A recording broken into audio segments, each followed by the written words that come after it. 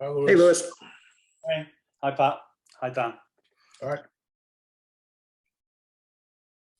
How's it going? Good. That's some nice art behind you. That is my daughter's artwork. Really, really cool. I like it.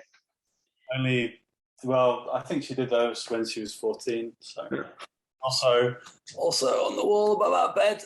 Oh, wow. Yeah. Excellent. Just the machine. She just paints and paints. And That's cool. Tracy's here. Hi, Tracy. Hi, Tracy. Hi, all. Hey, welcome back. I missed you. That's Panama behind me, by the way. Okay. I'm not in Panama. I wish I were in Panama, but Did you take that shot? pretty great too. Hey, Mark. So we're, I guess it is 10 o'clock. Okay, cool.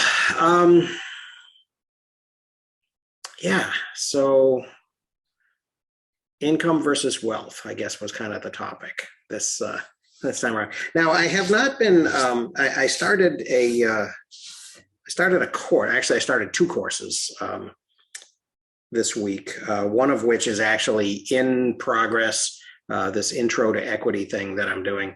And then another one, I'm actually teaching a short course for faculty on retrieval practice that I developed a couple of summers ago, and I've facilitated a couple of times. So that will begin. I actually had a pre-course meeting with a couple of people on Zoom yesterday, and it begins next week. So I haven't had as much time to kind of pay attention to a bunch of PKM kind of things that are going on right now, which I've been sort of trying to keep up with that by way of the synopses and things that Eleanor's writing, and she's putting out on her blog. But has anybody been sort of paying attention to any of the Nick Milo stuff that's going on, or any of the other things that seem to be underway? Yeah, I have. Okay. What are your thoughts? How's that seem to be going? I thought his new light version 6 was interesting. You can download it as a separate vault and work your way through it. He has some interesting uses of obsidian in it. And of course, his book is about to come out. Chris said he got an advanced copy, but he hasn't commented on it yet. Oh, Tiago's book. Yeah. Yep. I'm sorry, I'm confusing the two. Yeah. Yes, and I think Torin was hoping to kind of talk about that. He's real interested in what we might think about that. Hi Eric. Hi Justin. I'm less. Yeah. It's.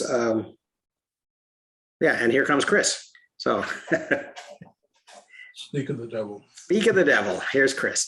Actually, I mentioned Chris in my in this little Zoom thing that I had with the people who are going to be in my retrieval practice group, because I mentioned we were talking. They were talking a little bit about sort of how this retrieval practice kind of connects with the whole PKM thing, and I mentioned Chris's interest in how historical it is and how deeply into the past it goes and all that. So hi Chris. Pat was just talking about the new light kit, and also the fact that that we're maybe going to talk about Tiago's book in the relatively near future. Have you taken a look at it yet?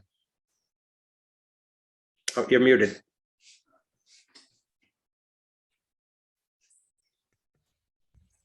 Doesn't go on automatically anymore.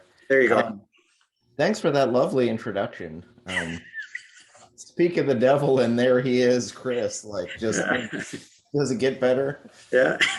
I think my whole family heard that.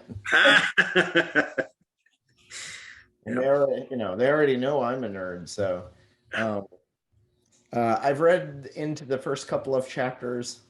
I've already written him one or two corrections, which he's posted to the website because apparently it's too late to fix anything in the book. Oh, sure. But he is reacting to feedback. He acknowledged feedback. I don't know that he reacted at all. Oh, all right. My early impression thus far is that I don't feel like he's using his system or didn't use his system to write this book. Oh, He wrote this book in short essay form. Big chunks of it, I think, probably appear on his website. But he's got some kind of fun and useful anecdotes, and he's got some things that he's probably commonplaced while reading books along the way. So, he'll have some interesting quotes from Jerry Seinfeld, let's say, from Jerry Seinfeld's popular book, mhm. taking or doing things, but it's way more motivational. And you can do this kind of stuff rather than here's how. But the here's how parts are all he's in some sense rehashing a lot of what Zonka Ahrens says. Yeah. And here are the steps, but I've created a fun little acronym for what all the steps are. Which I've trademarked. But as far as I can tell, he doesn't have appearing next to or on or near any of the words, which I find really interesting because if it was me, I would totally have trademarked Second Brain to cover this area because everybody's using it now. Sure. Chase them. I guess it's good that he's not. Mm-hmm.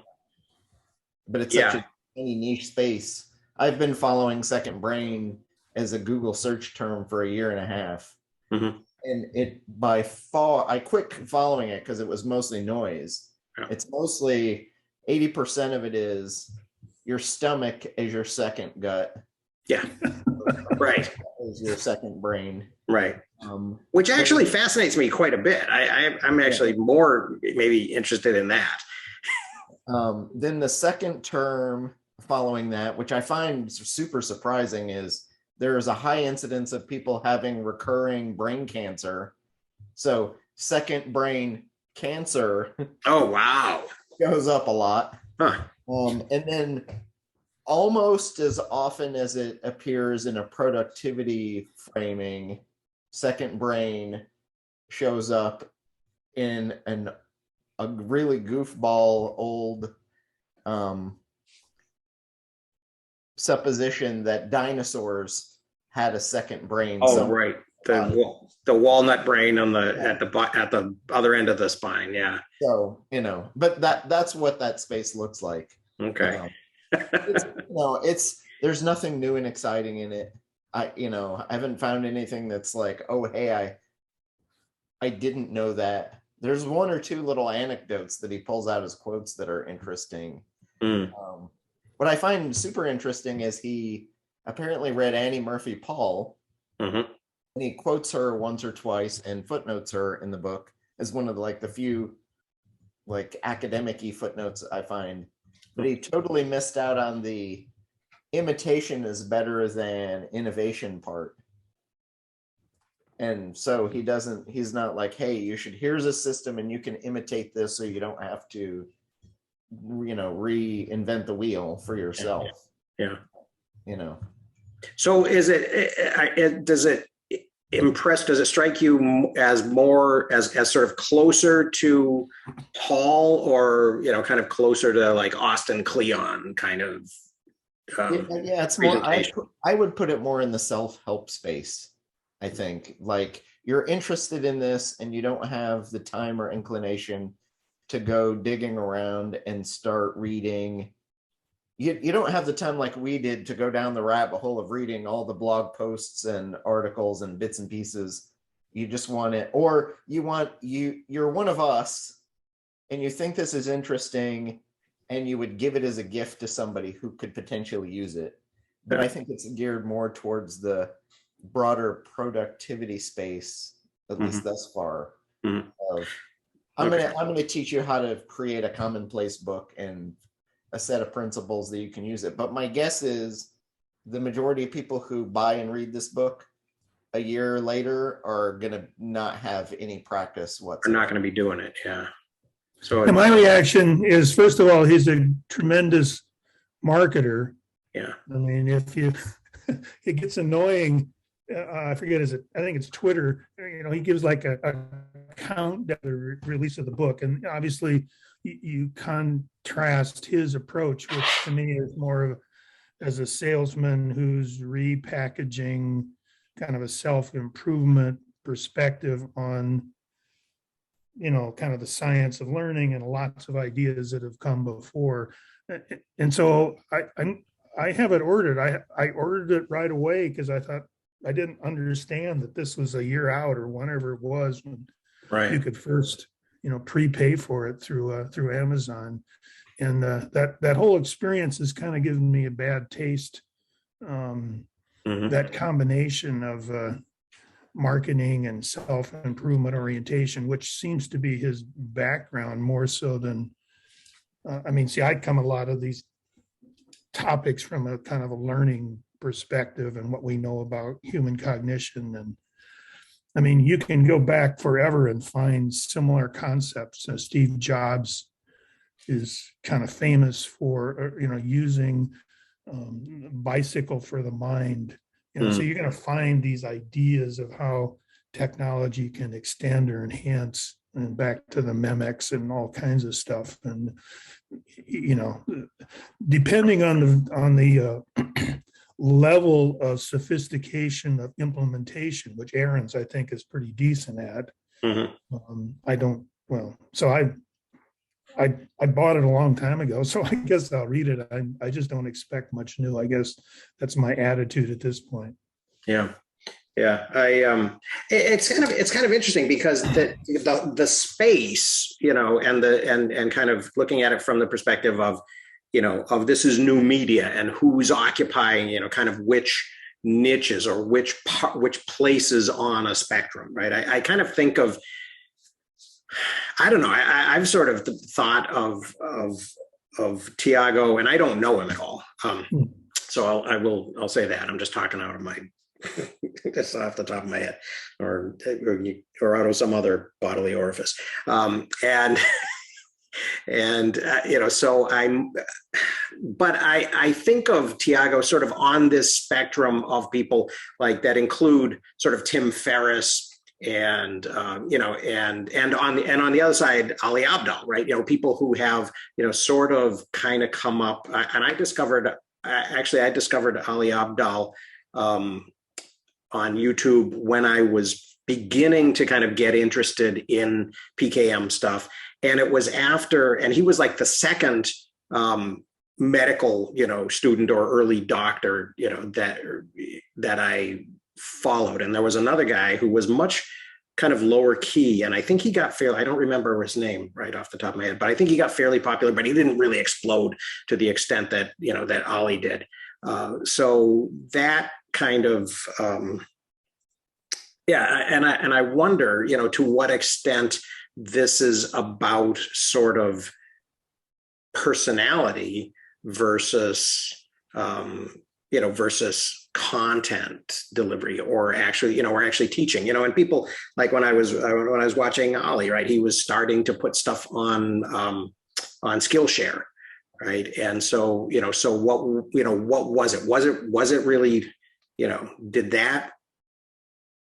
was that where the value add was, or was it in the, in the lifestyle element? I don't know. It's a similar kind of a spectrum between sort of Joe Rogan and Lex Friedman, or, or somebody else who does, and I think in both cases, I get I'll listen to those things, and and usually at high speed because they're so long, and I'll get something very valuable that I'm not expecting out of it. And then also for a long time, I'll just be like rolling my eyes, and it'll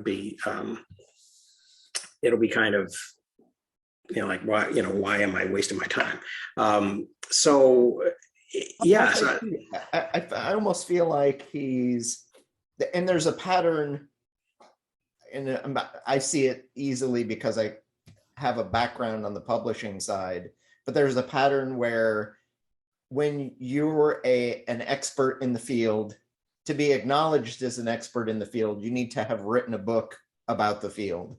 So I almost feel like Tiago is writing this book as the thing that makes me the expert in the field, and that becomes part of my upper funnel to get you into my $1,000 course. so it's a stake in the ground. Yeah. So Right. it almost reads to me like that. But there's more than one place in the book where he says, this is obvious, or you're probably already doing this thing. Yeah.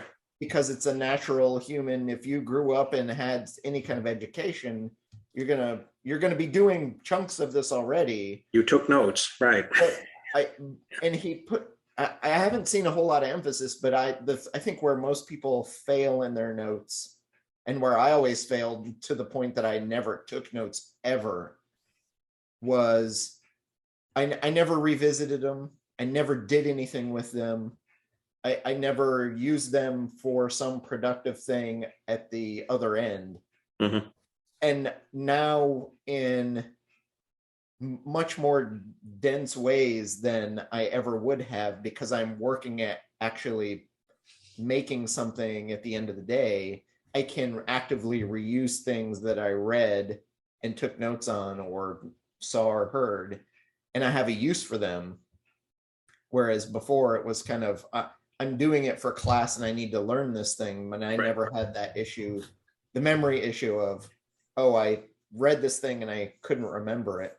Yeah. And I'm not that person, so Yeah. I don't have that. But it's the screwy part is he gives acknowledgement to the commonplace book tradition and says there's this thing out there, but then proceeds to ignore all of the history of it, and then presents this system as if it's, kind of brand new or sprung out of the head of Zeus. Right.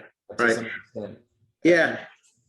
Yeah, it's weird because I remember when I was, I don't know, I must have been like 11 or 12, going to the public library in my little city, and there was kind of a quiet reference room right off the main, newspaper magazine reading room.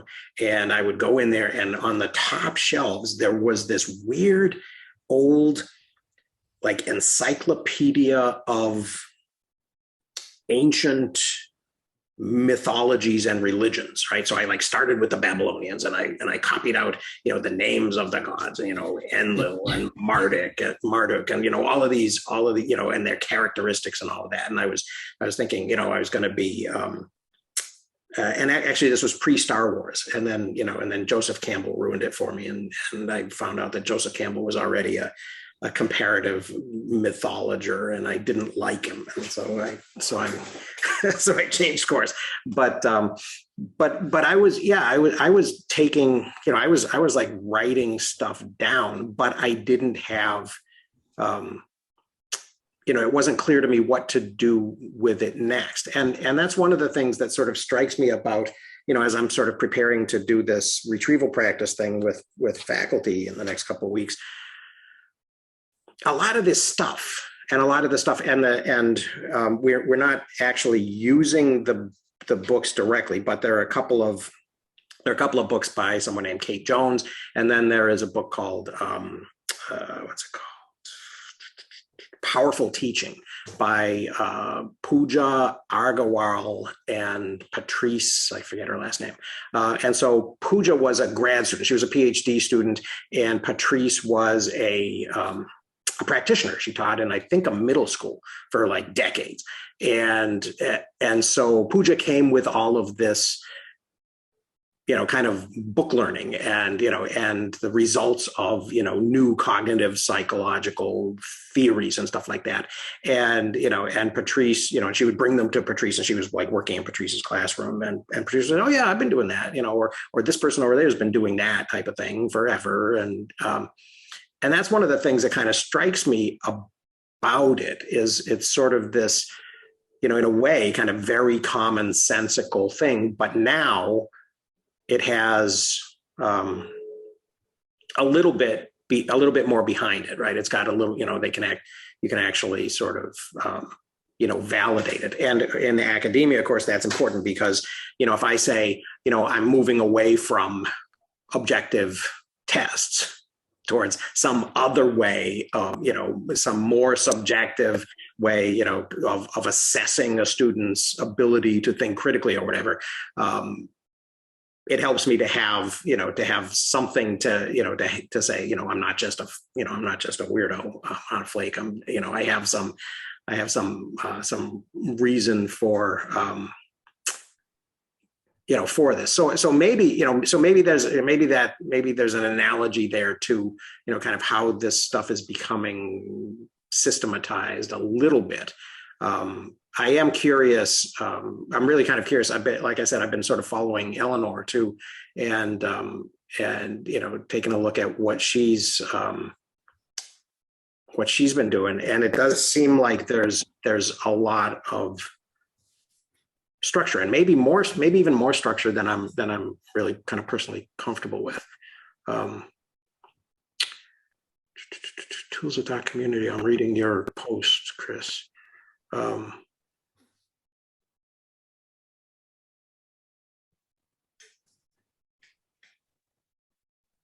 Yeah. So what was you want to tell a little bit more of that story?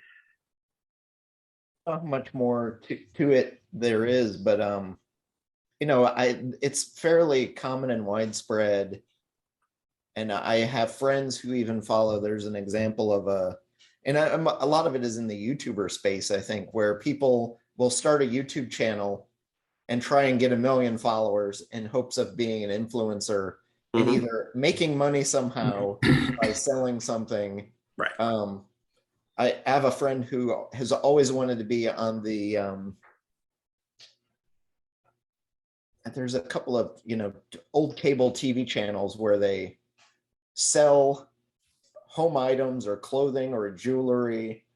And I have a friend who's always wanted to do that, which, and I view it as like as a career path. I would say that's probably like a rung below the TV weatherman who never even went to like science school and learned about how weather works. Right. He just wants to be the hairdo in front of the blue screen talking about the weather. Right. But now there's 1 million of those people on YouTube with their own channel, and they're selling usually a little niche, whether it's beauty products or how to put on your makeup, and hey, I'm an influencer. And I've looked at the numbers on some of it, and because of the way the advertising works with streaming on YouTube, YouTube's making a killing doing this. Yes. Because you can name, I'm sure everybody can name like 2 or 3 people who are making more than 1 million a year. And some of them up to 12 million, I think, is the highest I've heard. And but usually the people making 12 million a year have a staff of 10 people, and they're running it as a business. Right. But because people see people doing this and making money at it, they think, oh, I can do that too.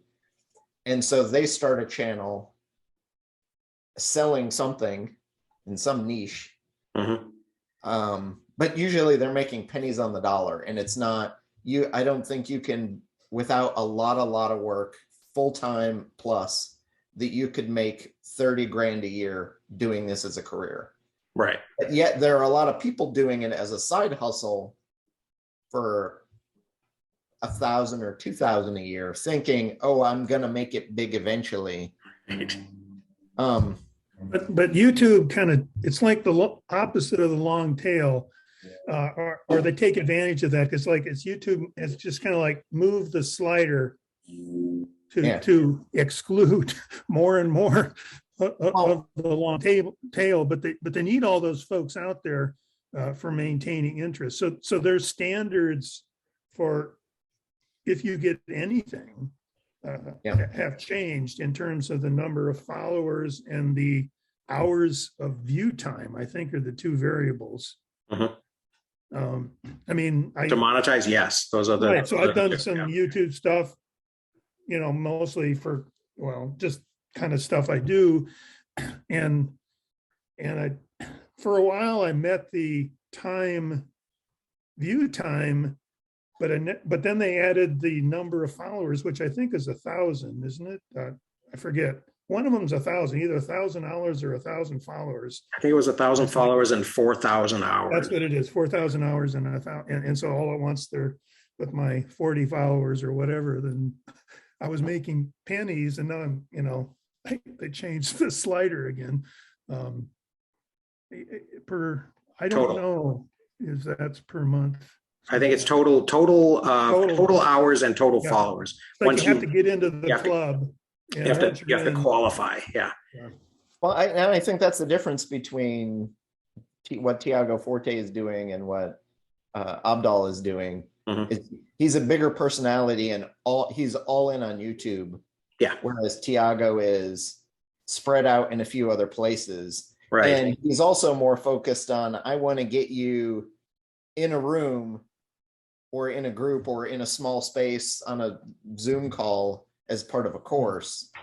And that's what I'm selling. I'm not selling I'm selling the smaller $1,000 item. Yeah. And Ali Abdal is selling the 10-cent item at mass scale. Oh, yeah. Although Ali also has that part-time YouTubers Academy. So he's, so he's kind of got that as well. So I think he's got a toe in a lot of water. Tim, what did you want to throw in? Because I think I have a segue to where this goes to chapter 2. But first, Tim, go ahead. I was thinking more of how the immediate last 20 minutes or so was followed through from the upper box screen. I was thinking how the access to content has changed over time. More than just the media change. So I was, you go back to proper old school days when you were copying from the textbook or you were taking from the lecture stand on the blackboard. And into physical books. And then the audio books came along, so you might actually throw those into the car and do it while you do your commute. And the one book that really caught me in the mid to late 80s, I suppose, was In Search of Excellence with Tom Peters. I only had that initially as an audio book. So I would be constantly over an hour's drive to wherever I was going and be pushing the backspace on the tape machine or the CD player, whichever it was at the time. And then, of course, I must have been 10 years later after that, Tom Peters puts his hand up and says, half that book was fiction. We made it up to make the book. So, of course, the In Search of Excellence thing, the basic premise of the book is here's a pile of stories about how management for American businesses took off or didn't. So one of the didn't stories is about how all of the Ford people, particularly, because all of the cars you had, if as an employee were Ford, because you had such a good company discount, not only did it go into the car park, but you were effectively given a free monthly service. And it ignored just how good Toyota and Volkswagen small compact cars were. And the next thing they noticed was, why is nobody buying Ford? Because they're all too big and they are shit cars because we don't get the free monthly service. But to stay with cars, there was one from, I think was given by the other co-author of the book on the audiobook, because there was not only the two authors speaking, but some of the original supposed people who were making these stories about Avis Cars. Avis Cars decided that the business manager of the franchise at each outlet should be doing more of the recruitment stuff, such that they turned around and fired everybody from HR except one person per area. How big an area, I don't know, but it might be per city, right? Because there might be 3 or 4 branches. And they gave them the smallest office in the building and one filing cabinet. And they said, the story goes, when you apply for the bigger office and a second filing cabinet, submit it with your resignation, because we don't do HR, we rent cars. And at the time I was working, I just moved jobs, which is why I was in a commute in a car rather than a commute on a train. And I could see some of these ideas rippling around the office. And I suddenly realized I was in a 250 person company and we got 50 seats in the office because most of us were out there. And I thought, I wonder just how many of them are actually reading the same book. So I very quietly dropped, made sure I got overheard by a couple of the chinwaggers in the office, just dropped one of the stories in, but changed some names so it wasn't a direct copy. And it, whoosh, it came back like 3 weeks later in a team meeting come rah-rah type exercise that they periodically held because they were that type of company. And I thought, oh, okay, so that's the echo. And then a couple of years later, I found out they were wrong. And then that was at the point that I just started to use a very British-based Facebook type social media thing that was called KIX, so Computer Information Exchange, as being CIX. And it was a text-based place, but otherwise is the same as Facebook, really. You could have groups that you put messages in, and within the groups you could have topics, and or you had this general messaging service plus email on the side. Dial-up still back then, no broadband.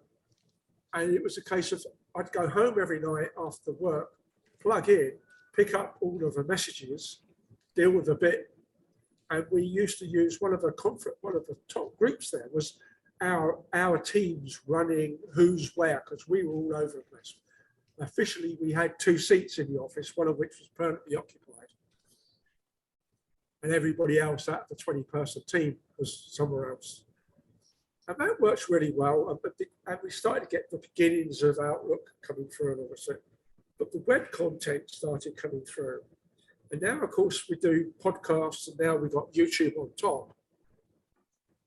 And the reliability, thinking about Tiago particularly, of what he says, how he says it, and then Ali coming along. And Ali's come from a very respectable profession for many people. You know, what your doctor says goes to some extent. And how much of what he's done is still feeding off of that, such that how did he manage to get to where he got so fast? And yet he was doing things that were the basic, same as Steve Dotto or Stacey Harmon were talking about Evernote to some extent. And the 3 or 4 people that are all on Notion, they were all doing much the same, taking the same idea, but just applying it to their particular app in many cases, because they were very focused on one particular app. But Ali's been promiscuous. He's all over the place. And he starts the projects. I mean, three or four sessions down, he drops because he doesn't, it's like, come sketch with me because I've got my sketching coach. Right. And then he disappears. And it's like, come write my novel with me. And then it disappears because it's hard to do. Well, apparently he's found it's very hard writing a book. Yeah. And then but you could sign up to join this little subgroup of his YouTube enterprise. Most of it was free. Some of it was paid for, but every now and then the paid for bit, a edited version or a highlights would come back out, and it'd be used as a marketing thing to go back in. But the why, so he's an affable chap, and he's dropped this profession that he trained for 7 years or so to go do. His PA turned out to be a medical student who's also dropped because it's too hard. Let's go make the money this way. And her YouTube has blossomed, etc., etc. And you wonder how much of the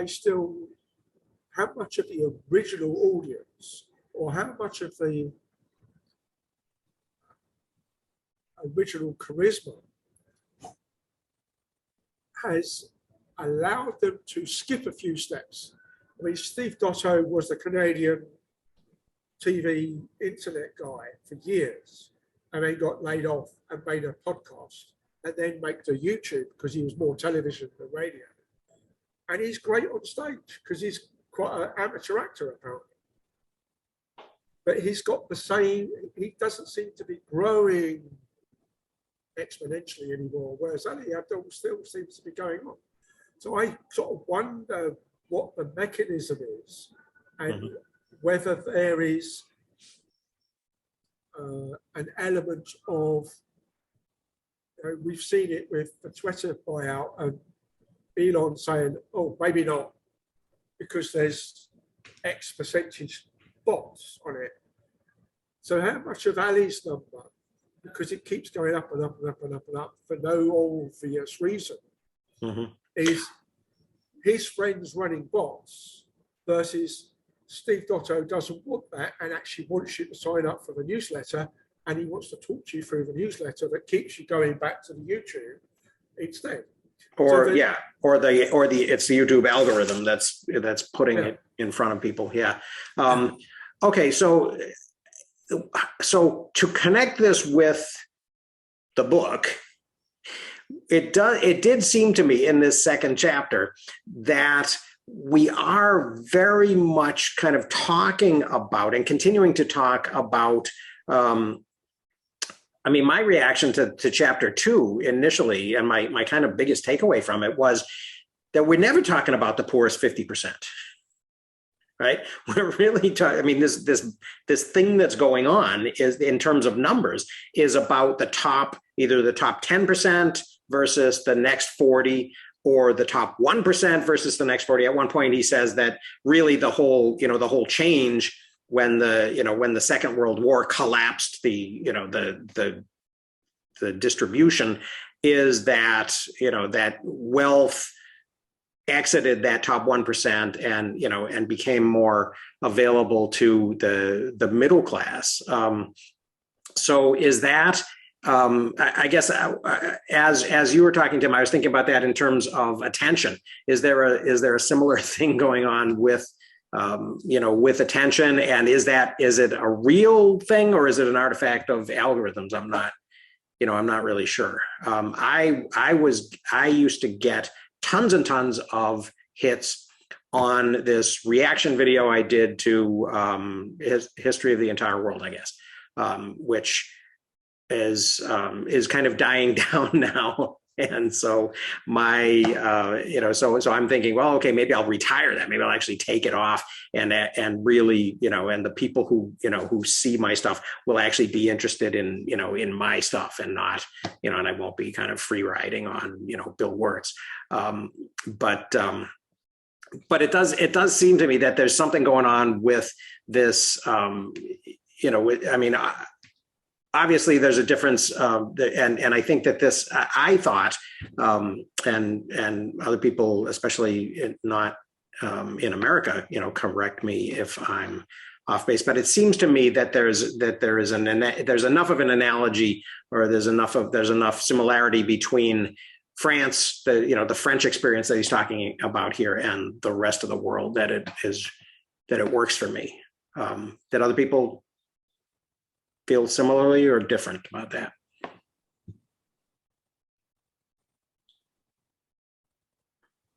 I It's think difficult. I want to know a little more of the details of how well it translates to a lot of other places in the world. Like, I mean, obviously, being United States of America centric myself, I'm interested in that. I'm glad he mentioned it, and I think it was the very last sentence that things are different in North America / US. But I really am interested to hear how it translates to India or China, two huge population buckets, or Africa as a continent. Right. And how much those are dominated by outside players, or in the sense of Africa, but India and China probably have a lot of their own momentum in this area. Colonialism for India and its own systems for China. Mm-hmm. Well, yeah, decolonization seemed to be kind of he seems to be aware of it, and I think he's going to talk about it, probably after he talks about slavery more directly. But in that one, which one is it? It's either figure 6 or figure 7.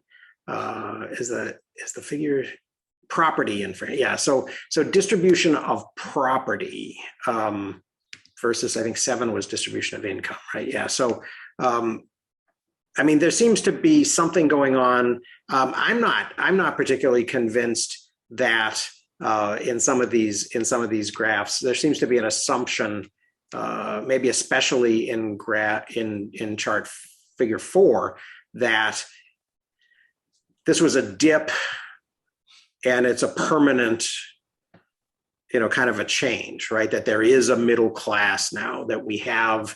That we've moved away from this, 18th into the 19th century thing, and that now, somehow because of the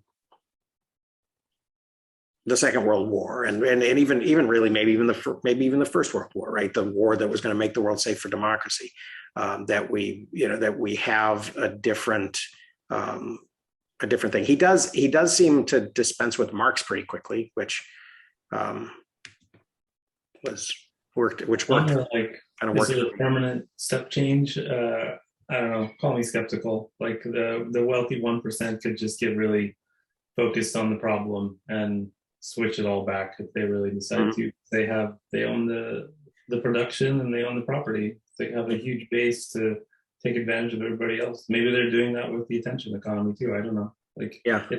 Also, so at the end, like, or somewhere in chapter 1, he was talking about like all these other factors, and then chapter 2, I assume, is only one component of that argument, but like it was so entirely focused on like wealth and property and income, without any like tie-in to other stuff. At least I didn't recall hearing a lot of like, we're also going to talk about access to culture. We're going to also talk about access to education. It was so entirely concentrated only on property and income that it was a bit unsatisfying in that way, like to me. But there's the rest of the book to read still. Right. As he was talking, I guess, yeah, it did seem like it does seem like he's doing kind of small chunks in each of these chapters, maybe to make them more digestible. On page 42, he sort of describes his stratification, right? He says he calls these people at the top, in the top 1%, the dominant class. And then the wealthy class are the next 9%. So, from 1 to 10% on the top. And then the middle class, which is this the 40% below, right? Above 50% and below 10%.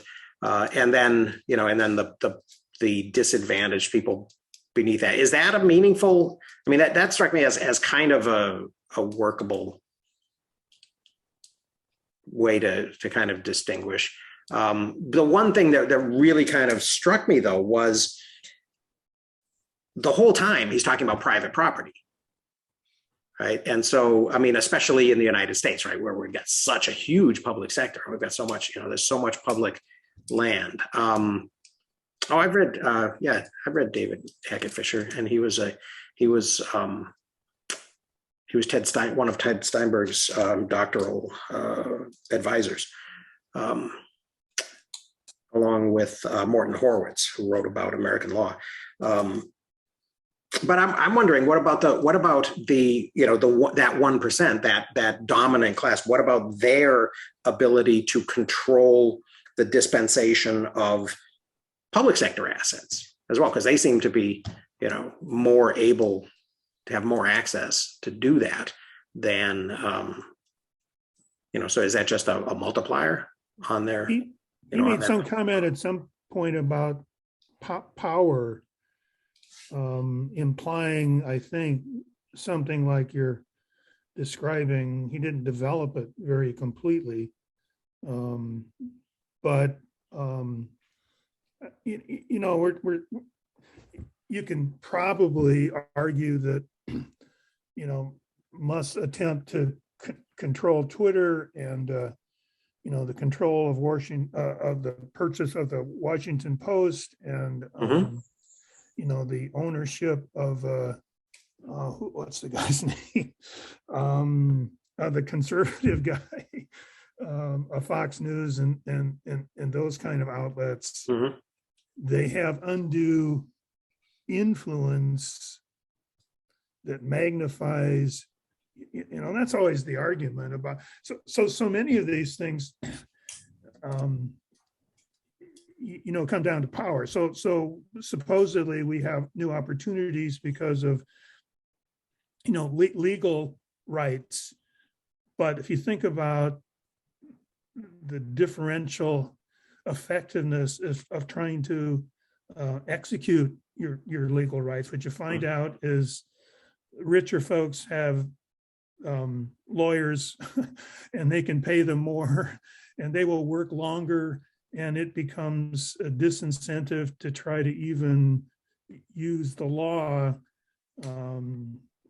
So even though the law is supposed to, treat everyone equally, it's not the case. So there's all these magnifiers, and whether it be the control of information, the influence of Congress, use of the legal system, it all derives from property. So even the idea of property, I'm trying to figure out exactly what he doesn't include. I think it basically is anything you can translate into money to get things. So if you have stocks, that counts. If you have a home, that counts. If you have a business, that counts. All of these things are translatable into the means of influence. The means of influence. I think I agree, and I think that figure 5 was especially unhelpful. Oh, I liked it. Did you? It's like it breaks out. What? Okay, so what didn't you like about it? To me, it's like, oh, that makes sense. I mean, as you go up, you just acquire. It's not just more of the same; it's different categories. Well, I liked that aspect of it. Yeah, I like that element of it. But it's a snapshot in time, right? It's 2020, and so So my question was, how did this look? Can we put this in motion, and can we do on a 10-year basis or something in the way that the other ones did, or a 20-year basis? Look at how this changed over time, because it strikes me that the way that people thought of these categories of property that he's mentioning here must have been completely different 50 years ago. And 100 years ago and 150 years ago, right? The way that he's talking about these assets, and real estate, housing net of debt was interesting as you go up the income categories, right? Because I guess what I assume we're seeing here is that people with more modest homes tend to own a a larger percentage of them. Is that what I'm supposed to understand based on that orange blob there at the bottom? That as you become more wealthy, you are more heavily mortgaged. Well, I interpret it to be that you can backfill if you get in trouble from other resources. Well, and that's, yeah, and I guess that's the thing I don't really get. That okay, so you're at 90 to 95, the 497,000 euro category, right? So I assume 100% is 497,000 euros on that line, right? And so a small part of it is cash and bank deposits. A bigger, a growing part right at that point seems to be financial assets, and then a much lower percentage, right? Only about 50% is real estate, net of debt, right? Whereas for the 111,000 euro category, the 50 to 60 category, it's 75%, right? So does that just mean, but 75% of 111,000 is 75,000, right? And 50% of 497,000 is about 250,000, right? So they're still owning much more. That's why I could make a story to explain that one. Is we're blending together younger and older folks. So like you buy your house when you're in your 20s or 30s or 40s, whenever it is, and you don't move. Like, some people move a lot, some people don't, but you accumulate other investments or your 401k or what, I don't know how it works in France really. But soon you accumulate some savings, and then the fraction of your total bucket of money and property that you own is smaller in the real estate bucket because you've just saved other stuff and not moved into a more expensive house. Like that's one story. It could be another one is like there's only so big a house that the average wealthy person wants, and you just keep accumulating stocks and bonds and investments and other stuff. So even though you might have a very large multi-million-dollar home, you just happen to also have $20 million of other stuff, and you don't need a nicer house because you're not Bill Gates and don't need to put it on Lake Washington somewhere. Like, you just stay in your nice house and update it, and that's it. Right. I wonder, and I hope that later on he is going to talk more about movement. Yeah, people moving through these categories over their life cycle, right? There's a book by Gregory Clark called The Sun Also Rises that is about kind of about the stickiness of wealth. And somebody else wrote that book. What was that guy's name? Gregory Clark it's obviously a play on Hemingway, but the subtitle is Surnames and the History of Social Mobility. Gregory Clark with Neil Cummins, Yu Hao, and Daniel Diaz Vidal, and a bunch of other people. I kind of wonder if that chart indicates where Donald Trump has gone wrong, though, because he's pentupled down on the real estate spot and never switched into the stocks and bonds and financialization space. But then you also have other outliers, Justin. You're framing it from kind of the middle and maybe slight upper classes, but that top 1% is also doing dramatically different things with their money that sometimes we're not aware of. So let's say you're a multi-billionaire like John Malone is probably a good example. He built his money in the cable industry and then has huge chunks of stock in AT&T and a massive portfolio that essentially gives him 51% or a larger share of almost every cable channel or production company on the planet. Literally to the point that Rupert Murdoch puts in a poison pill into Fox to keep him from taking control of the company. Right. But he, in addition to a massive, huge stockpile of stock in terms of ownership, when he's buying property and real estate, he's literally buying it a state at a time.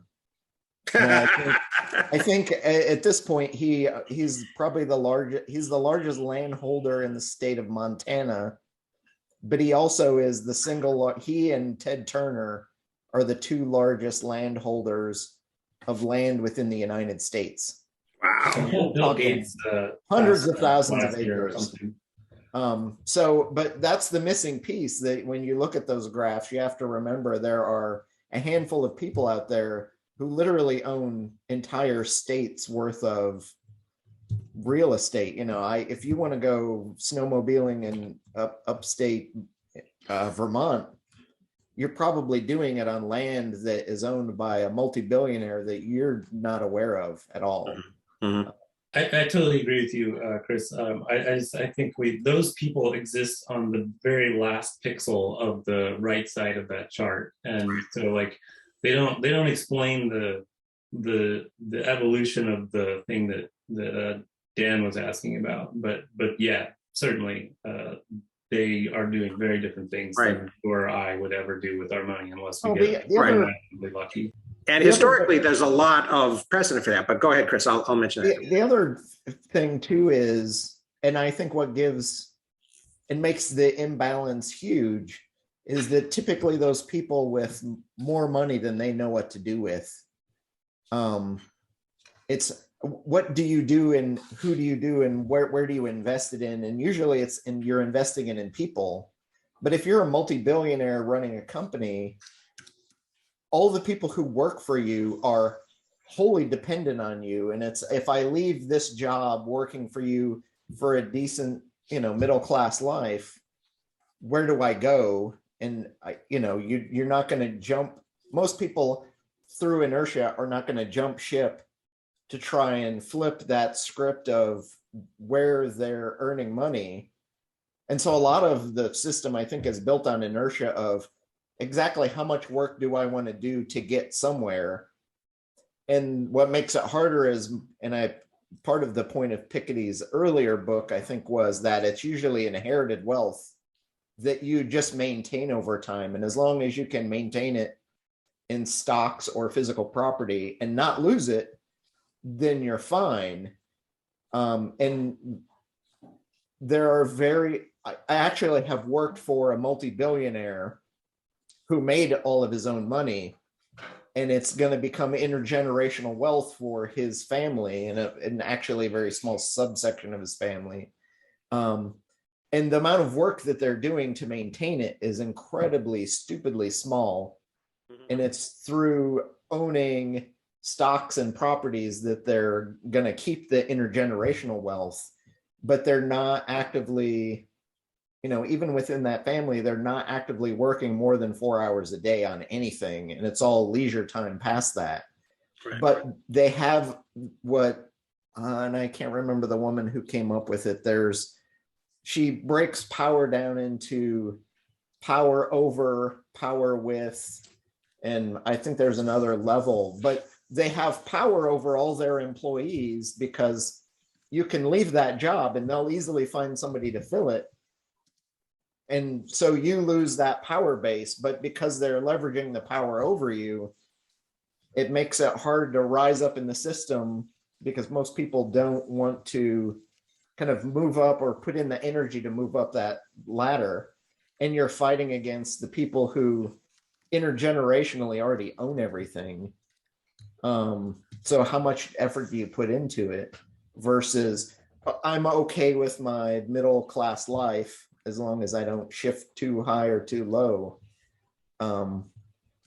So where do you go? And if you're the super poor at the bottom end, the amount of work you have to do to even get to the middle class is literally such a huge, reaction level to overcome, that isn't really worth it against the heavy weight of everything pushing down on you. So that it's always, I think there was a good quote in The West Wing about, and it's a very American perspective. Nobody wants to tax the super rich because the brand of American exceptionalism, everybody thinks, hey, one day I'm going to be rich, and when I am, I don't want them to tax me. Yep. And just that piece of inertia just kills the whole process. Yeah. Yeah. One of the things that I put a couple of things as you were talking, you reminded me of several books, The Power Elite and Lundberg's The Rich and the Super Rich. But even more so, Lundberg wrote a book. Ferdinand Lundberg was a great muckraker. He wrote a book called America's 60 Families. That really kind of dug into the Pujo Committee, data and stuff from the late 1920s, early 1930s, and all of that, all that kind of coming down on the things. But the one that really kind of fascinates me is Gerald Davis's Managed by the Markets. And before he published that, he wrote several articles that you can find on JSTOR and out there about the concentration of, and he was one of the first guys who really kind of looked at, Fidelity and Vanguard and BlackRock and noticed that they owned everything, right? And that such an increasing percentage of corporate assets, right, and of shareholder value is held by these, and he was mostly interested in what type of a role did they have in corporate governance, because the way that that Fidelity or Vanguard, especially an index fund, right, might deal with questions of corporate governance is going to be completely different from activist investors, or even from sort of banking, old-fashioned, the way that the banks did, the way that the Morgans sort of sat, had partners sitting on corporate boards and and kind of directing policy.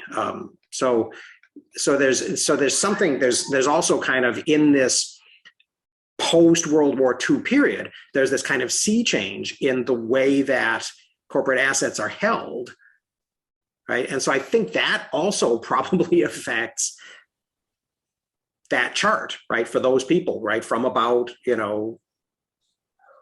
75% and to the right, right, those people who have that big chunk of corporate holding, and to a great extent they are, the average, the middle class American has most of their corporate holdings in a in a 401k or in a company pension, or in a decreasing quantities in union pensions or things like that. So how power, going back to that question of how power is involved in this economic question, I think is changing in this time. Go ahead, Tim. Aside from the stocks, the other one that's clearly changed and is different country to country is the ratio of salary, the shop floor worker to the CEO. Right.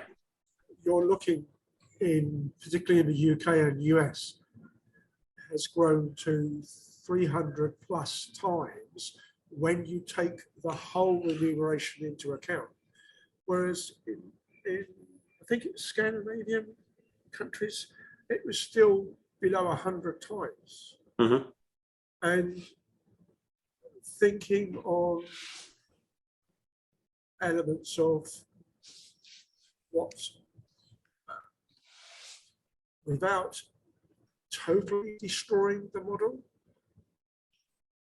what would you do to allow companies, I wouldn't say corporates in the sense of the word, but companies to operate is literally to make them smaller. So instead of however many people work for Ford or GM, whatever it is, or even General Electric, as it were. Take General Electric, they've got aircraft engine business, they've got generator business, they've got a solar panel business, they've got this, that. At the moment, Elon, bless his cotton socks, is keeping them as separate running companies, and the only link to speak of is him. Whereas you end up with, instead of General Electric, you have Elon Musk company. You look at it slightly different because it's no longer doing the one thing it does well, or it's no longer doing the thing with, say, let's make a company maximum number of employees to be 1,500. So, I mean, you've got to go a long way to have a company that actually needs more than 1,500 people in the site. Yeah. Well, and there was a period in the, and this also was in the post-war period, but it was before the 80s, right? When there were conglomerates, right? Where I mean, I remember, not really understanding when I started kind of following business when I was an undergrad in the 80s, that there were all of these conglomerates out there. I was like, what do they do? What is their main, what is the ITT? What is their main business? And that also, then came the age of sort of leveraged buyouts and especially hostile, shareholder action, and that decreased. But yeah, the idea that things were being sort of collected into portfolios of financial assets has its own history, right, and has its own moment in that history as well.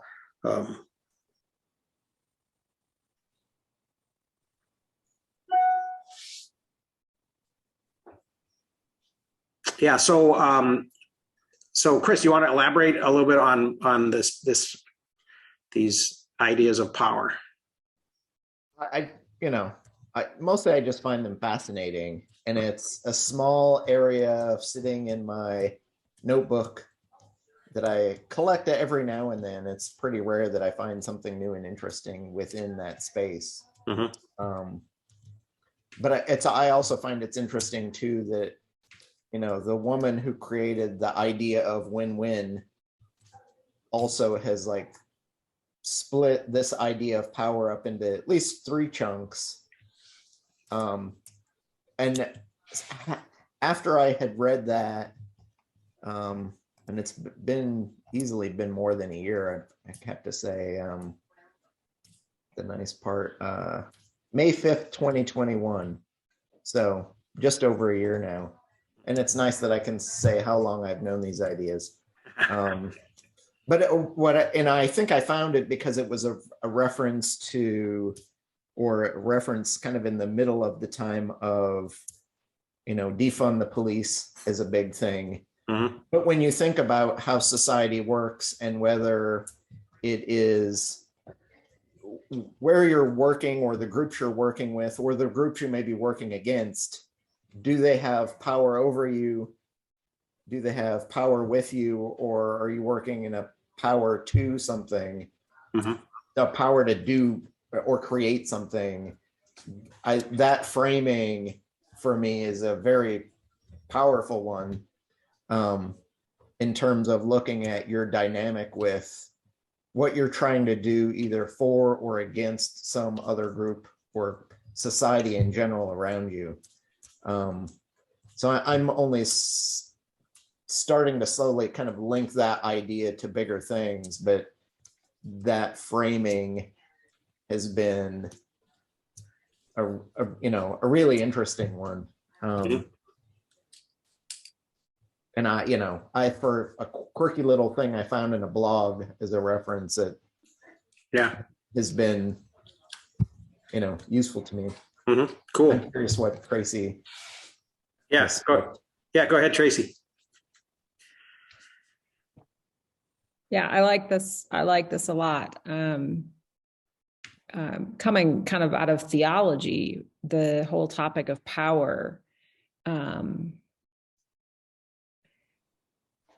It can have a positive side too. I mean, I think our kind of overly suspicious hermeneutic of suspicion is that anybody who has power will necessarily use it badly.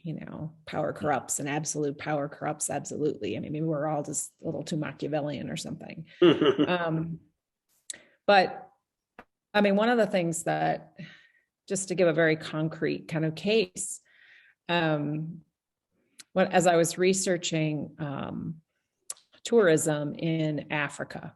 Okay, so tourism is both a powerful force for good, potentially, and also potentially a power for over tourism and exploitation and extracting resources out of a destination for the sake of tourists and big companies and so on. But I ran across this case study where one of the big, and I forget now the details, I'll have to look it up, but one of the big national parks in one of the African countries where they run a lot of safaris, just wasn't able to maintain the maintenance, it wasn't able to just keep the people paid and keep the lodges repaired so that tourism could actually function. And I forget which big billionaire American came in and basically said, okay, I'm going to just donate all this money. We're going to have this park. We're going to save all the wildlife. I'm going to, fund this lodge to bring in tourism and so on. And so, I mean, there can be cases, I think, where the mega wealthy can be.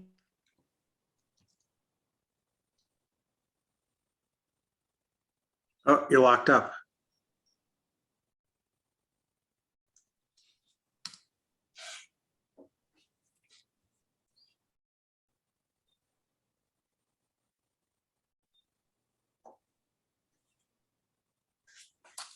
While we're waiting for Tracy to come back, I will say, I think that looking at the table of context, I think he is going to talk about, to Tim's point, I think he's going to talk about power sharing and and especially having labor in corporate governance in Europe and things like that.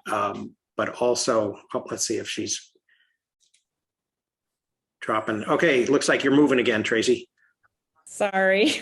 Of course, my internet would cut out right then. Anyway, I was just, I think, yes, we need to be suspicious of the mega rich and the powerful because they have influence. But I also think that there's a potential there for people with that kind of power, with that kind of resources to do good. And they do actually care about things. Mm-hmm. So a lot of it comes down to what is it that they care about and what are they trying to do? Because I think it was Justin was saying is at a certain point, you've got enough money, you've got enough power.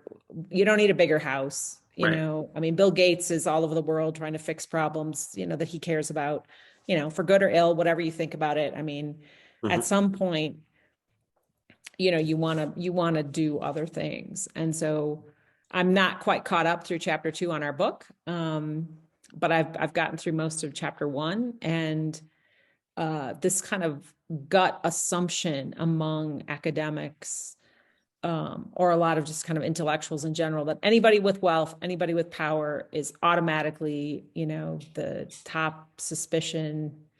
I don't know. I find that needs a lot more thinking, and in particular with respect to sort of the bottom 50%. Yeah. The other issue, I'll just bring it up here, that I'm finding as I'm getting into this book is, we have to, and probably he's going to go into this a little bit, but we have to keep track of percentages, like where are you relative scales versus absolutes. So one of the things that I would want to know about the bottom 50% is, and especially as it moves historically over time, it's like, where's subsistence level? And what does subsistence even mean? because it's one thing to be poor, but getting by, Mhm. right? And another thing to be poor and starving and on the risk of, destruction Yeah. at any moment. Because if you have enough to at least get by and you have opportunity, then that means there is at least the potential for mobility over time. Yeah. So that kind of divide strikes me as almost much more interesting and important than, the 10% and the 1% and the 1% of the 1%, and, and kind Mhm. of fine tooth analyzing the really top Yeah. sectors. Yeah. Well, Anyway, for what it's worth. yeah. Well, and to that point, I think Elon just put out that little poll on Twitter about who do you trust more, billionaires or politicians, and I think I haven't looked at it today, but I think it was trending towards like 75% of respondents were saying they trust the billionaires more. And I read a couple of comments, and he challenged AOC to do the same thing, which actually I wish she would, because it would be really interesting to me if we found, if we demonstrated filter bubbles by observing that the percentages turn out differently, right? That maybe not 75% of AOC's followers are going to fall into that, into that response pattern. Yeah, this is the Twitter audience. I mean, I'd Yeah. like to see it on Facebook and LinkedIn and I don't know. Or Instagram. or Quinnipiac, maybe Quinnipiac, or somebody that we could assign a little bit more confidence to. Your research institute could do a poll. Does this professionally? Yeah. That idea also reminds me too of a broad cultural difference between the United States and large portions of Europe, which have a flipped dichotomy. So in America, we tend to trust corporations way more than we do government. And it's the polar opposite in most parts of Europe, where they put way more faith and trust into their government than they do into corporations. Mm-hmm. Yeah, that kind of flip flop back and forth between the two, Right. Well, and there's history involved in, there's not only Reagan history, but there's also the corruption of labor unions in America, that led to them declining, right? So, and there's a different tradition and a different experience in Europe about that. I'm always curious, Chris and Tracy too, when you were talking, what popped into my head was, how do I really want to think about this claim that China has raised more people from, the brink of starvation into into what they're calling a middle class than ever before in the history of humans on this planet. And what do we do with that? Right. If, obviously we want to understand whether or not it's true, or in what ways it's true, or more complicated than that. But yeah, I'm also, in terms of billionaires too, Andrew Carnegie built a lot of libraries, and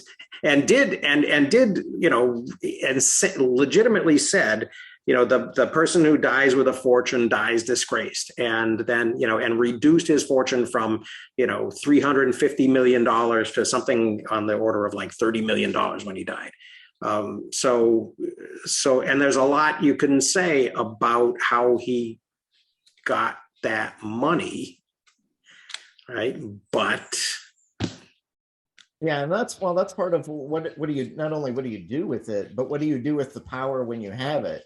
So, and I love and have a bunch of friends who are incredibly neurodiverse, but they also aren't sitting on a platform that can cause dramatic harm. So when you have somebody like, and two examples that immediately come to mind are, Donald Trump, who takes ostensibly the work and effort of his father with $1 billion empire, and he has managed, by all intents and purposes, to squander it and leverage it to the hilt, so that I think once he dies, there's going to be nothing left of an empire to be had, and his great grandchildren are not going to inherit a massive amount of wealth.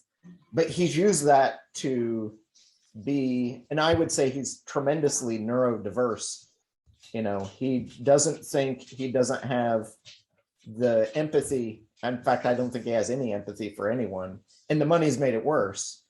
And then the second example is someone like Mark Zuckerberg, who has built an empire, and because of his lack of empathy, is inflicting some incredibly horrible harms on the world. Whereas you compare what Facebook is doing with what Google and maybe YouTube are doing, at least YouTube, and from a corporate standpoint, I see some empathy coming out of what they're doing and why. And they're still justifying the kind of surveillance capitalism.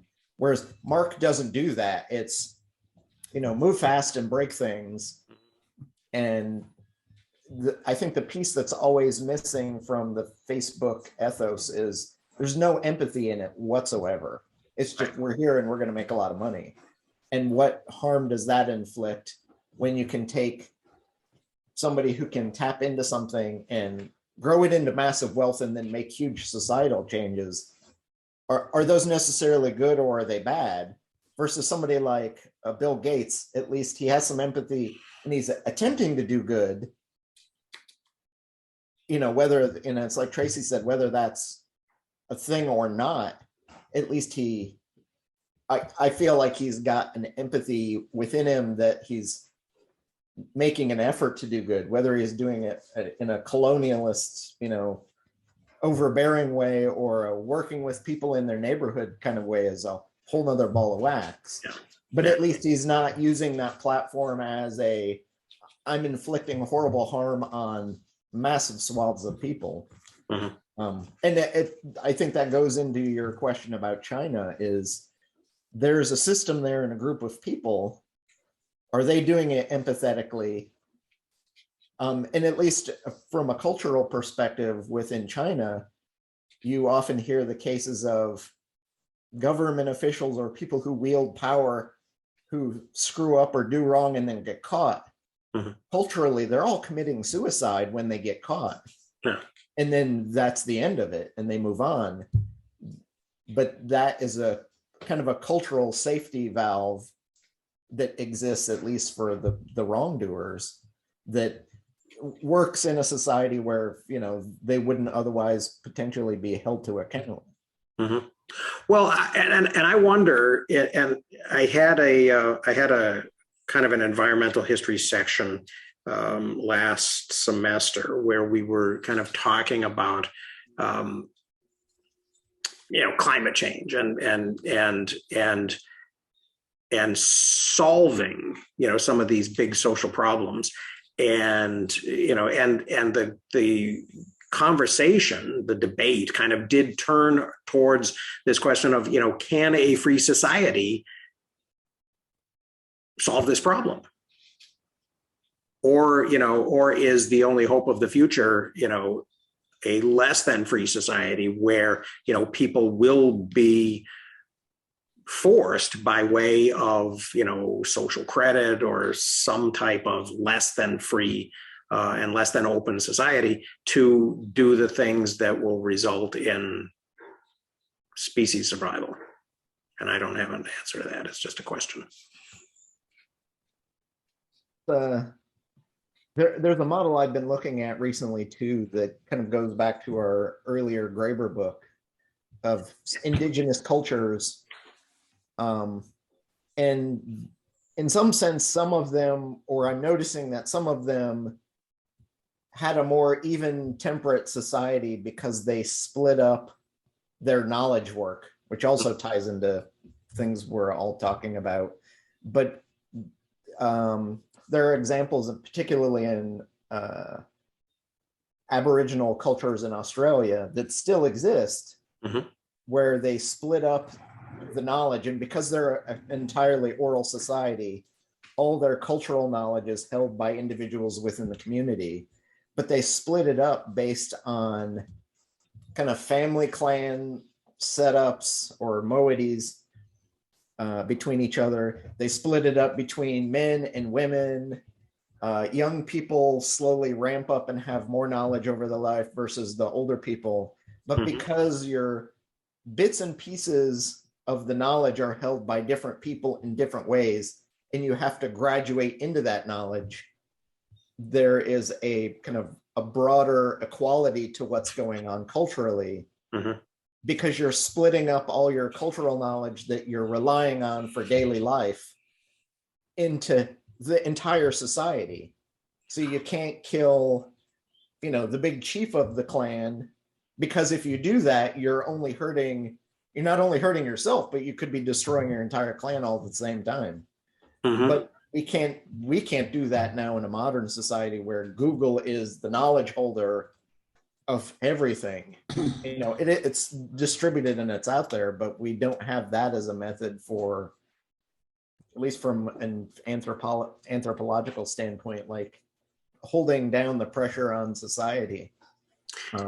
It is almost a pre-enlightenment kind of a moment, isn't it? Where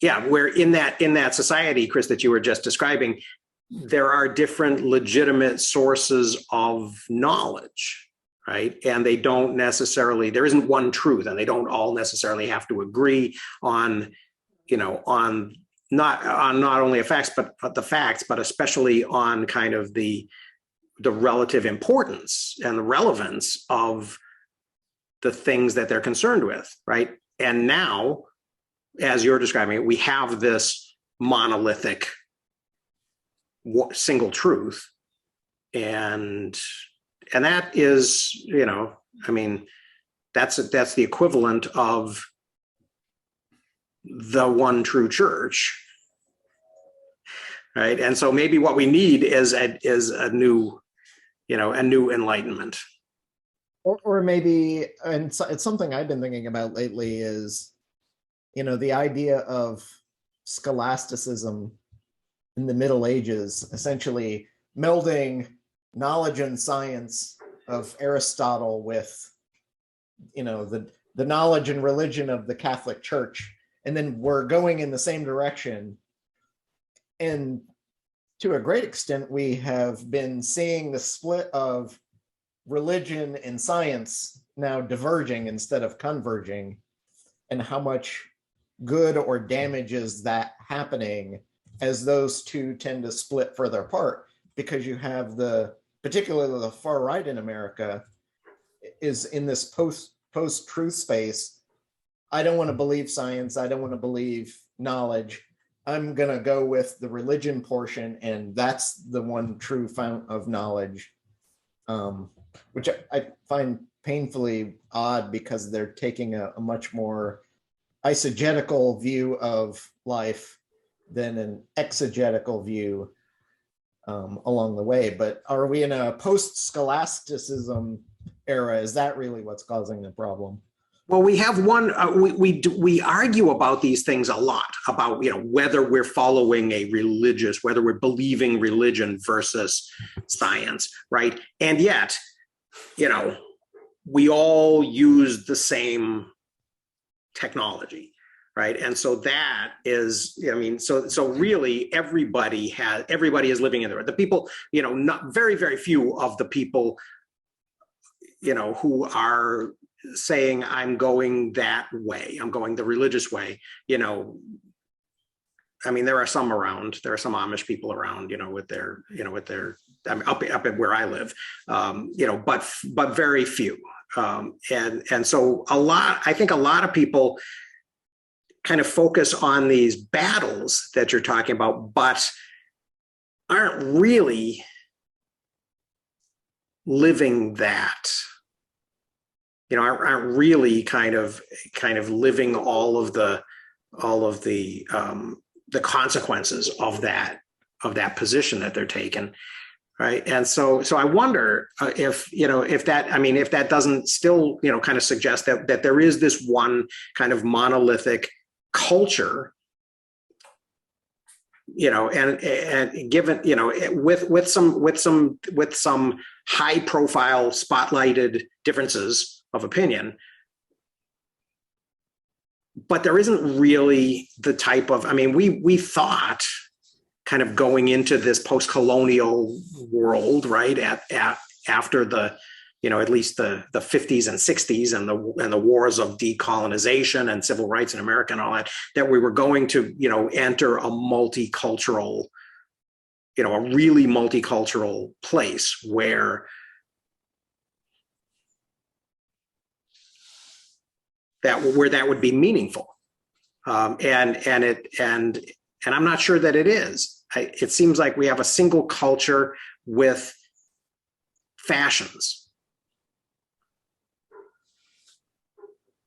and all of that cultural diversity has been trivialized to the point where it's just something to attract tourists when you go to Belize. This last segment resonates the most with me over the previous part. Like the pre-Enlightenment statement, I was very disagreeing with that because of I felt like that didn't capture what we feel today in life about all these different fashions that you brought in at the end. But also it's like the argument is not on the level of like roads and bridges, which is the technology. Like the smartphones are the technology, and the argument is at the next level on top of that. So I don't know. I don't have a very coherent point to throw in here right now, but I'm just saying like the pre-Enlightenment felt inadequate to describe, but the single substrate culture with fashions on top feels more complete. Okay, good. I was just making that up as I was going along, but I mean, I was kind of thinking out loud, and I think I am a little bit more committed to that idea of a single culture with fashions than my statement about pre-Enlightenment. Some of it, maybe to undergird it, some of it is the mimetic nature of some of our knowledge. So, and somebody just threw in a thing about, the flat earthers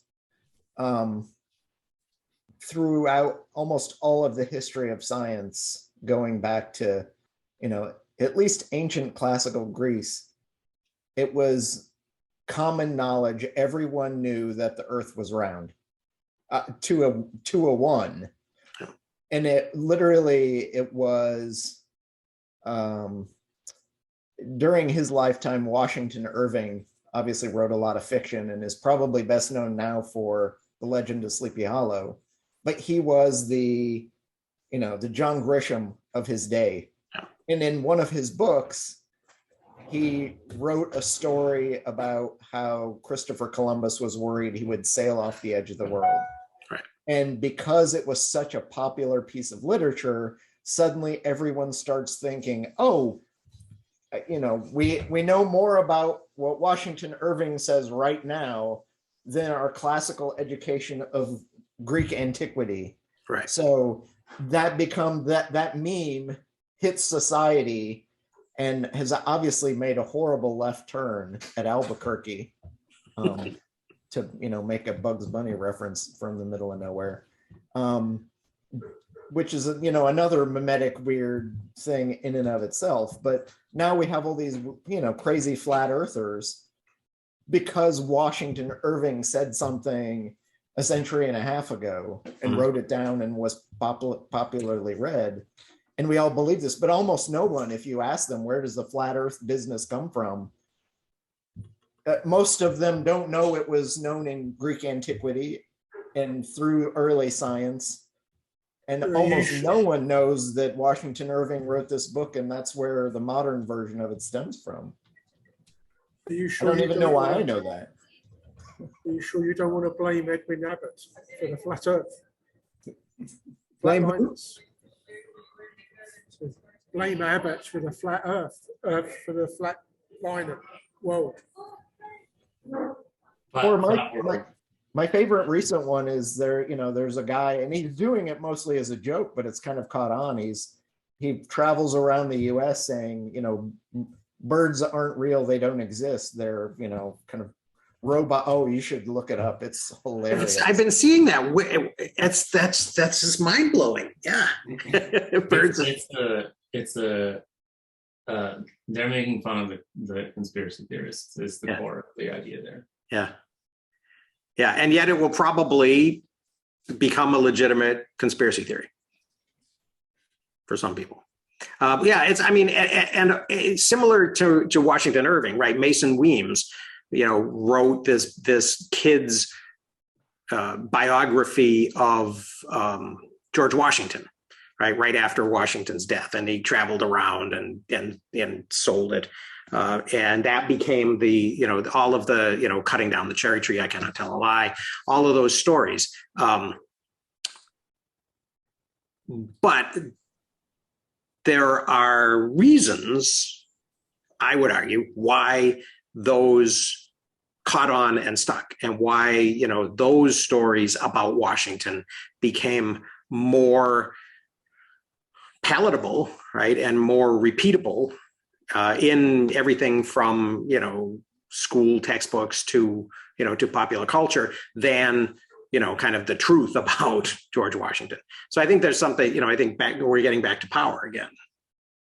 That actually gives me a new thesis too, Dan, that you would say that. So, and it isn't just one or two indigenous cultures that use this orality thing, but it's lots, and it's all over the world.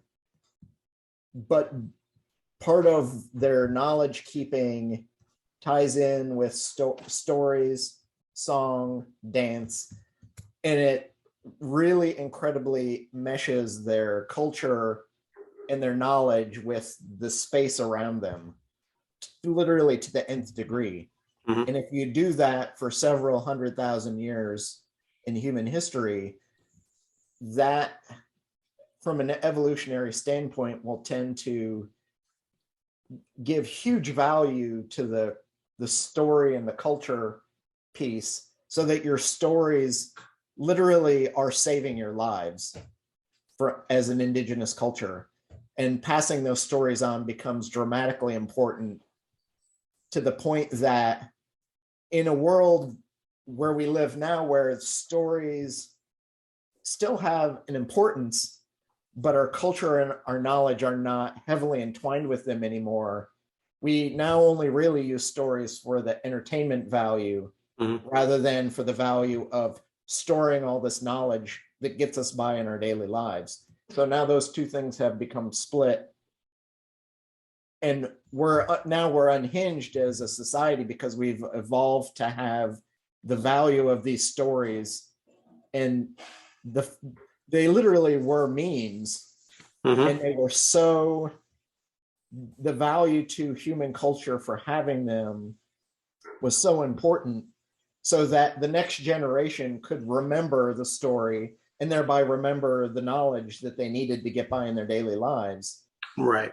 And now that we've split those two things off, we're left with the baggage of the value of the meme and the story, but it's not linked to anything. So we're lost in a drift. And where do we go? Well, maybe it is still tied a little bit to that question of who we are, right? That we even if we're not learning practical things from the stories, we're developing a sense of our identities, right? And as you were talking, Chris, the thing that jumped out at me was that when Cleopatra was on the throne and doing her thing with Antony, she was closer to the present, where we're sitting right now, than she was to the building of the pyramids. Right? So the pyramids had existed for 2,500 years by that time, right? And so living in that place and being surrounded, being part of that culture must have, it seems to me like it must have been tremendously formative, right? Go ahead, Justin. I was going to build a little more on what Chris was saying, and I think you before that with the so like we have an evolutionarily developed system for attaching to stories and using them as a way to remember things. And now we've developed culture and technology beyond that to use like the written word and logic and science and engineering to like have a better truth. And we've decoupled from our like oral tradition tools that are in our brains. And like, so it's like, and it's not like shut down. We don't have built technology, cultural tradition for us as individuals managing that like part of our brain that is really attracted to stories and wants to grab onto them. And so like that disconnected piece of machinery in us is what grabs on, I'm proposing here, is what grabs onto things like flat earth stories, or, you know, that I cannot tell a lie, George Washington, and it just like sucks in, and people are like, yeah, that makes sense to me. I'm gonna go with that, because I don't have the tools to like intellectually be like, wait, let me practice my epistemology and say like, is there a reason I should believe this? Like, is there a reason I shouldn't? And you know, you end up with whole swaths of society that are like, yeah, I'm going to go with flat earth. That sounds good. Yeah, that sounds good.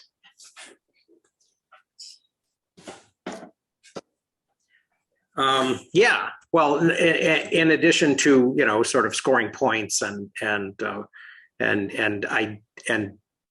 identifying a tribal membership,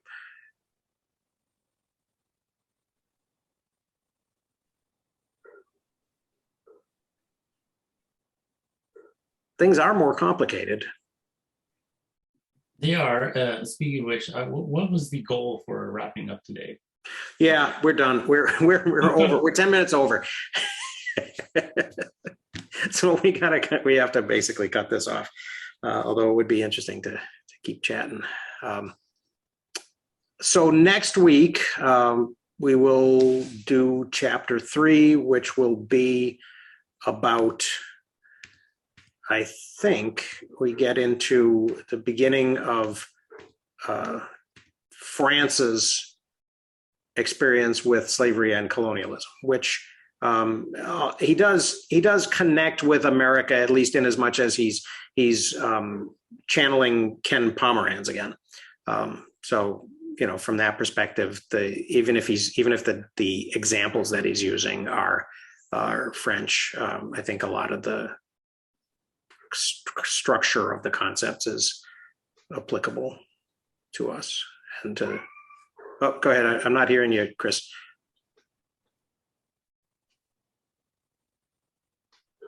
You're still muted. I was trying to come up with my bird denial. Okay. I don't know, my thing keeps muting out of me. There you go. All right. Okay, so yeah, so we'll do that next week, and maybe talk some more about the birds. Sounds good. It was good today. It's a fun, long, lots of topics conversation. Yeah, I enjoyed this one. Thank you. Thanks everybody for being here. See you soon. Bye.